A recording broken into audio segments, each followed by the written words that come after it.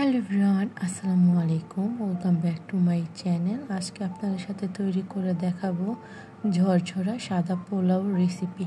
আশা করছি আপনাদের রেসিপিটি ভালো লাগবে। ভালো লাগলে লাইক, কমেন্ট, শেয়ার দিয়ে আমার পাশে থাকবেন। প্রথমে একটি প্যানে তেল গরম করে নিয়েছি। এর মধ্যে দিয়ে দিব হাফ কাপ পরিমাণ পেঁয়াজ কুচি এবং এর সাথে দিয়ে দিব গরম মশলা। গরম মশলার মধ্যে দিয়ে দিব 2 টুকরা দারচিনি, একটা এলাচ, একটা লবঙ্গ দিয়ে ভালো করে ফোড়ন করে নিব। আর পেঁয়াজটাকে হালকা ব্রাউন কালার করে ভেজে নিব।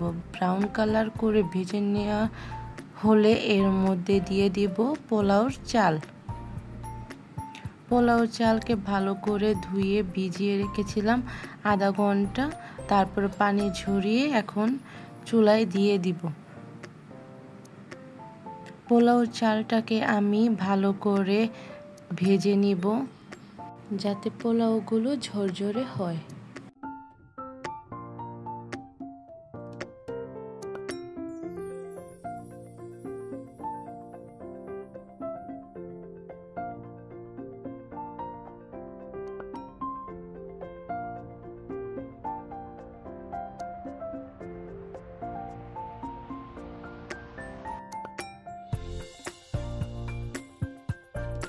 সুপ্রিয় দর্শক, পোলাও চাল ভালো করে ভেজে নেওয়ার পর এর মধ্যে দিয়ে দিব আদা ও রসুন বাটা 1 টেবিল চামচ পরিমাণ, আর স্বাদ মতো লবণ দিয়ে দিব।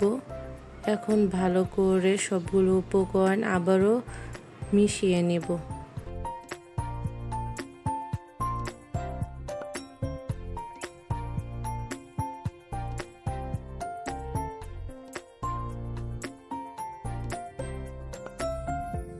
সুপ্রিয় দর্শক, চালকে ভালো করে ভেজে নেওয়ার পর এখন আমি এখানে 4 কাপ পানি দিব। আমি পোলাও চাল নিয়েছি 2 কাপ, আর পোলাও চালের জন্য আমি 4 কাপ পরিমাণ পানি দিব। তাহলে পোলাওগুলো সুন্দরভাবে ঝরঝরা হবে।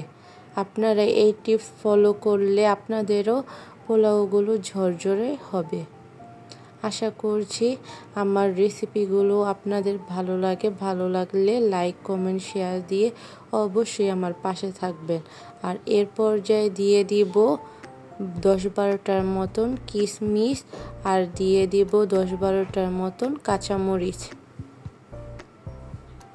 আপনার এখানে কাঁচামরিচ ফালি করে দিতে পারেন যদি ঝাল বেশি পছন্দ করেন। এখন আমি ঢাকনা দিয়ে রান্না করব 10 মিনিট হাই হিটে।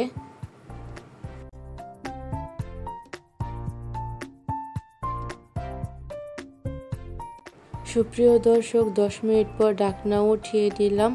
আর এখন দেখেন কি পরিমাণ পোলাওটা ঝরঝরে হয়েছে। মাশাআল্লাহ, অনেক সুন্দর হয়েছে। আশা করছি আপনাদের এই ভিডিওটি ভালো লেগেছে।